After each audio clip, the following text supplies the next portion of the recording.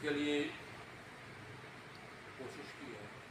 I am retired education principal and chairman of the all